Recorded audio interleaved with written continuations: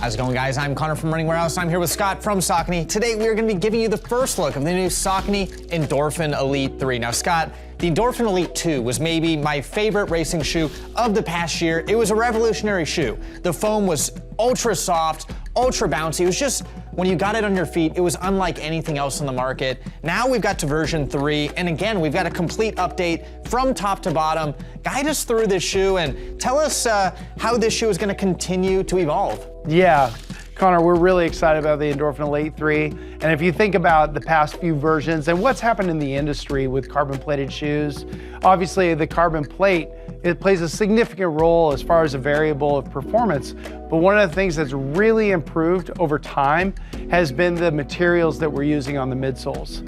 Specifically with the Endorphin Elite, you mentioned the Endorphin Elite 2, and the great thing we introduced with that was Incrediron. That really is soft, it's extremely durable, and most importantly, it's really lightweight. So the way it performed was superior to a lot of other materials that have been used historically. And that was part of the reason that people like yourself really fell in love with the shoe itself. Yeah, and let's dive a little bit deeper into that Incrediron, especially here with version 3, because I think it was so different with version 2. I loved it, but there were some people that said it just didn't work quite for them because maybe it wasn't stable enough. Has that been addressed here with the latest version? Yeah, absolutely, Connor.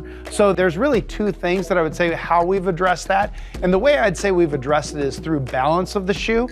So first, if you were to look at the outsole, you'll notice that the base nets of the shoe are a little bit wider, especially through the heel of the shoe.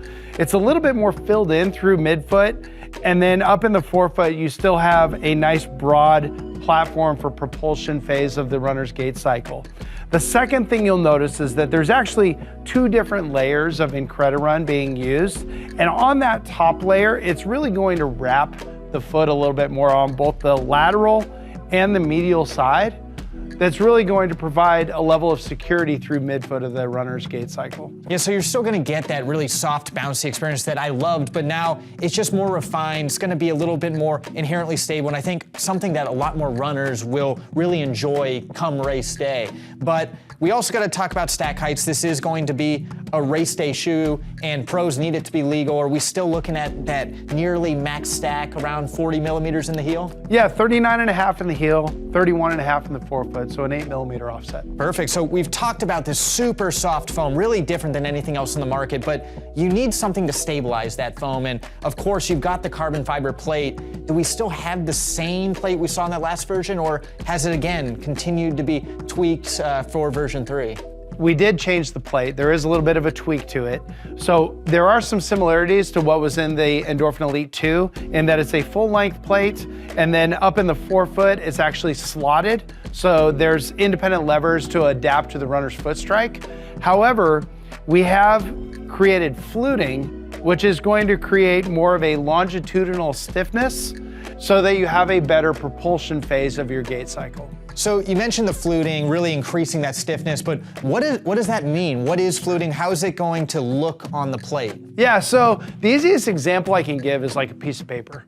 So if we're holding a piece of paper and you see how just flimsy that is, and obviously carbon isn't this way, but what we're trying to do is create an atmosphere where it's gonna be more corrugated or it's gonna be more rigid. And so the best example I can give of fluting is if you actually fold like this piece of paper in half, and you can just notice how much more rigid that paper behaves. So fluting is really in the carbon plate, is we are creating a few different independent fluted areas of the plate that's gonna make it more rigid. And the benefit of that is that when you're in that propulsion phase of your gait cycle, you're staying up on your toes much easier. And it's a much easier like gait cycle or just foot strike that you're taking. Yeah. Well, we've talked midsole, we've talked carbon plate, really some of the most important parts of the super shoe, but you're always trying to lose weight, and one part is going to be seen in the outsole. Can you tell us about this, where you've stripped away certain spots, where you've got cutouts? Tell us about the outsole design. There has been so much detail paid attention to this shoe of where can we cut, because you think about it, like from a stack height, we're talking 40 millimeters in the heel and 32 in the forefoot. You've got 2 different layers of Incrediron. You've got a carbon plate that's more dynamic than it was before. You can notice that the upper definitely has some security detail to it. So there's a lot of details that we've taken into this, and then we've carved out or eliminated material where we have availability to reduce the weight.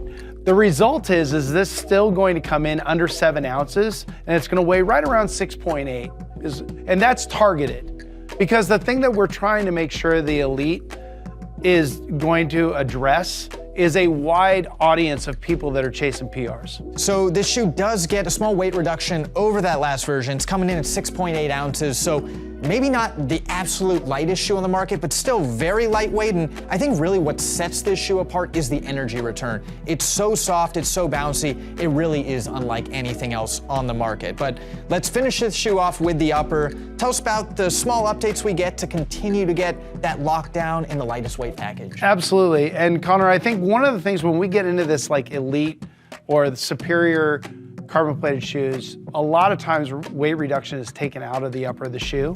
One of the things that Saucony wants to maintain is a level of durability as well as proper fit of the Endorphin Elite 3. And so one of the things you'll notice is it's a single layer mesh, engineered mesh that provides security where you need it, a little bit of durability, but a nice clean fit throughout. You'll notice a minimal amount of material where there's actually a nice comfort fit inside the interior of the collar and the heel. And that's just going to really provide a fantastic fit when you're going out on race day.